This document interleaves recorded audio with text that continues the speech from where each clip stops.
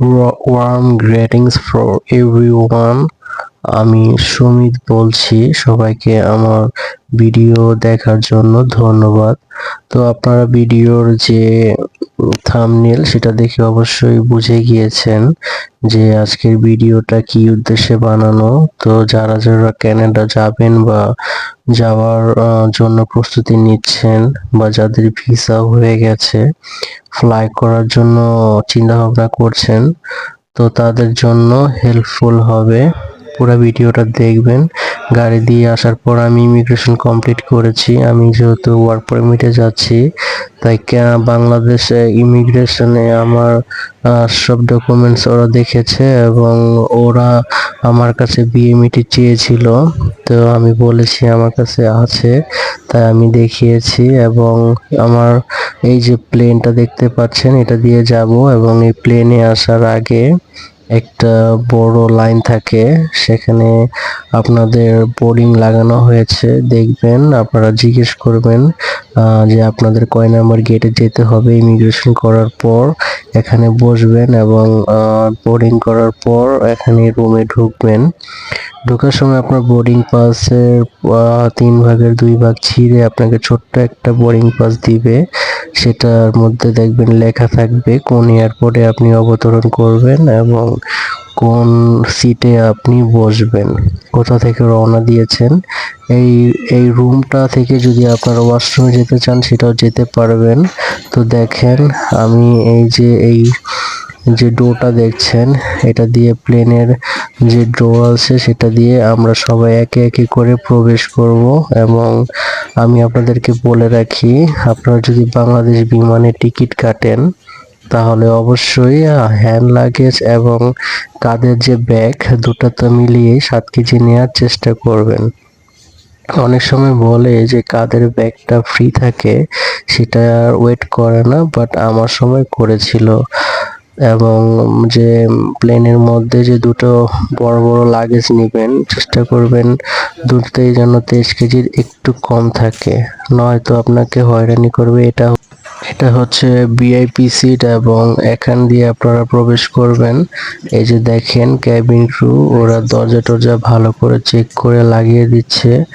এবং এখানে দেখেন যে আমার আশেপাশে যারা আছে সবাই সবাই টরন্টো যাবে। এবং সবাই একসাথে আমরা টরন্টো পিয়ারসন এয়ারপোর্টে অবতরণ করব। তো যারা ভাবছেন যে প্রথমবার কানাডা যাচ্ছেন, কি করবেন, কিভাবে কি, সো আমি তাদেরকে বলবো যে দুশ্চিন্তার কোনো কারণ নেই, কারণ ওখানে অনেকেই থাকবে যারা আগে থেকেই কানাডা থাকে। তো তাদেরকে আপনি বলে নিবেন যেন তারা আপনাকে হেল্প করে, এবং ভিডিওটা পুরো দেখবেন। এখানে দেখেন প্লেনে আমি বসে গেছি, বসার পর এই যে আশেপাশের পরিবেশটা দেখেন, এরকম থাকবে। এবং বাইরে গুড়ি গুড়ি বৃষ্টি হয়েছে। আর আর এই বৃষ্টি দেখে আমার মানে খুব ভালো লেগেছে যে যাওয়ার সময় বাংলাদেশ আমাকে কেঁদে বিদায় দিল আর কি। তো দেখেন, প্লেনটা ছেড়ে যাচ্ছে, বাংলাদেশ ছেড়ে চলে যাচ্ছে, মন খারাপ লাগছে। তো দেখেন, এই যে এখানে আপনাদের সিটের সামনেই, একদম সিটের সামনে এরকম একটা ডিসপ্লে থাকবে। তো ওটা পরে দেখাই, তার আগে এই যে দেখেন বাইরের ভিউটা খুবই চমৎকার। এবং আস্তে আস্তে প্লেনটা চলমান, তারপরে এটা উপর ফ্লাই করবে। এবং কাঁধের জন্য একটা ছোট বালিশ কিনে নেবেন এরকম। যদিও প্লেনে আপনাকে ব্ল্যাঙ্কেট এবং একটা ছোট বালিশ দিবে, কিন্তু ওটাতে আপনার ঘুম আসবে না। এবং চেষ্টা করবেন যে সামনে যে বসেছে উনি কি বারবার পিছনে আসছে কিনা, আপনার পায়ে ব্যথা লাগতে পারে কিনা, এগুলি খেয়াল রাখবেন। আর আপনাদের আরেকটা কথা বলে রাখি, এই যে দেখেন বাংলাদেশের উপর থেকে কত সুন্দর লাগছে, কেউ বুঝতেই পারবে না যে এটা বাংলাদেশ। কিন্তু আসলে আমরা যদি চেষ্টা করি যে আমাদের উপর থেকে না, শুধু বাংলাদেশের নিচ থেকেও পরিষ্কার পরিচ্ছন্ন রাখতে পারবো। তো দেখেন, এই যে ভিতরে প্লেনটা অন্ধকার করে রেখেছে। এবং আপনারা যদি ফোন চার্জ দিতে চান, যখন প্লেনটা উপরে উঠে যাবে আপনাদের বলবে যে এখন আপনারা আপনাদের ইলেকট্রনিক ডিভাইস ইউজ করতে পারেন, তখন আপনারা ইলেকট্রনিক ডিভাইস ইউজ করবেন। তো প্লেনে ওঠার 2 ঘন্টা পর এখানে ওরা খাবার দিয়েছে। এই দেখেন খাবার, এটা হচ্ছে হট ফুড মেইন কোর্স, ভারী খাবার আর কি। এটার নিচে বক্সের মধ্যে দিয়েছে একটি কেক আর একটি রুটি এবং একটা পানি, আর সাথে ওরা একটা ভিজা টিস্যু, টুথপিক, সুগার, সল্ট, একটা পেপারের প্যাকেট, আর ও সাইডে দেখেন কাঁটা চামচ, খাওয়ার জন্য স্পুন সবই দিয়েছে। এই যে দেখেন, এটা ইস্তানবুলের কাছাকাছি। আমি ভিডিওটা কেটে কেটে করেছি কারণ আপনারা তো জানেনই 18-20 ঘন্টার ফ্লাইট, তো পুরো ভিডিও করলে তো 18-20 ঘন্টা হয়ে যাবে। এবং এটা ইস্তানবুলে আসার পরে এখানে ওরা অন্য খাবার দিয়েছিল, তো সাথে টি কফিও দেয়। তো অনেক বড় ফ্লাইট হবে, আপনারা অবশ্যই চেষ্টা করবেন যখন পানিগুলো দেয় পানিগুলোকে জমিয়ে রাখতে। আমি বলতে চাচ্ছি অনেকগুলো পানি একসাথে রেখে দিবেন, একটু একটু করে খাবেন আর পানি চাবেন, যখন বলবে কি লাগবে তখন পানি রেখে দিবেন। আর চেষ্টা করবেন যেন বেশি বেশি করে পানি আপনার খাওয়া পড়ে। এবং ওয়াশরুমে যদি যাওয়ার প্রয়োজন হয় অবশ্যই যাবেন, যাতে আপনি যখন প্লেন থেকে নামবেন আপনার ক্লান্তি অনুভব না হয়। এবং আরেকটা কথা বলে রাখি, যদি খাবার খাওয়ার ইচ্ছা না হয় তো আপনি বলবেন যে আপনার খাবার খাওয়ার ইচ্ছা নেই, তাহলে আপনারা ওকে দিবে না। কারণ আমি যখনই এদেশে এসেছি, তো আসার পর আমার খুবই অস্বস্তি হয়েছে, পেট ব্যথা হয়েছিল। Honestly speaking, that you don't do this, if you do this then you survive when you landed in this country. তো ফ্রেন্ডস, এই দেখেন আমার সিটের সামনে ওরা একটা জরুরি নোটিশ দিচ্ছিল যে যদি আপনার অক্সিজেন নিতে কষ্ট হয় তাহলে আপনারা অবশ্যই উপর থেকে মাস্কটা পেরে নিবেন, এবং আপনারা যা যা প্রয়োজন এরকম করে বলে দিবে যে সিটের নিচে লাইফ জ্যাকেট আছে, লাইফ জ্যাকেটের জন্য এটা টান দিতে হবে। অনেকে প্লেনের আগে অনেক দেশ হয়তো ভিজিট করেছেন, তারা জানেন, বাট যারা জানেন না তাদের জন্য এটা উপকার হবে। তো দেখেন ইস্তানবুলে চলে এসেছি। এখানে ইস্তানবুলের এয়ারপোর্টটা খুবই সাদামাটা, বাট খুব পরিষ্কার। They are neat and clean, and they are arranged their everything as well. তো ফ্রেন্ডস দেখেন এখানে প্লেনটা আস্তে আস্তে ঘুরছে প্লেনটা, আর যেখানে যাওয়ার কথা সেখানে যাবে। ইস্তানবুলে যেখানে বাংলাদেশ বিমান থামে ওই জায়গায় যাওয়ার পর ওরা এটা আস্তে আস্তে করে যা যা প্রয়োজন খাবার দিবে, তারপর আপনার ফুয়েল চেঞ্জ করে দিবে, ওয়াশরুম ক্লিন করে দিবে আপনার, আর যা যা ওদের সাথে কন্ট্যাক্ট আছে তারপর সেগুলো দিয়ে দিবে আর কি। তো ফ্রেন্ডস, এই যে দেখেন ইস্তানবুলে যে ওয়েদারটা এটা খুবই ভালো। এটা ওখানে ডিসপ্লেতে উঠেছিল যে মোটামুটি এত ঠান্ডাও না, এত গরমও না।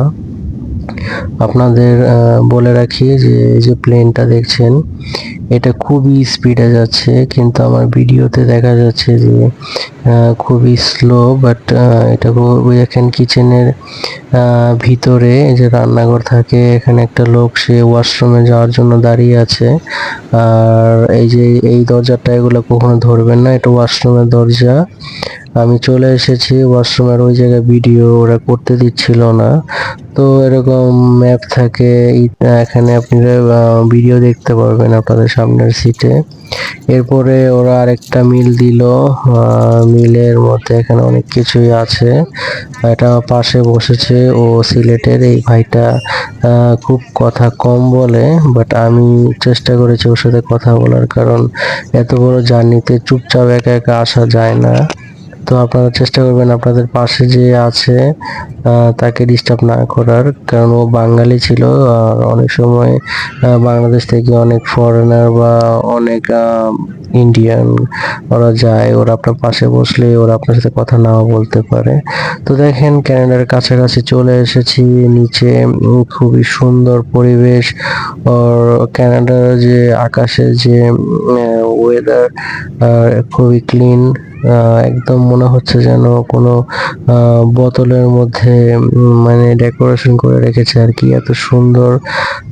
তো ফ্রেন্ডস, আমি এরকম করে ব্লগ করি না, তাই কিভাবে কথা বলতে হয় আসলে এগুলা আমার তেমন একটা জানা নেই, তো ক্ষমা করবেন। তো দেখেন ক্যানাডার কাছাকাছি চলে এসেছি, নিচে ক্যানাডা দেখা যাচ্ছে, আর স্ট্রিম কান্ট্রি ক্যানাডা।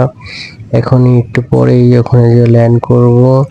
তো কানাডা আসার সময় লন্ডন বিভিন্ন দেশের উপর দিয়ে এসেছি। যদিও ওই দেশে যাওয়ার আমার কোনো ইচ্ছা ছিল না, তারপরে দেখেছি ভালো লেগেছে।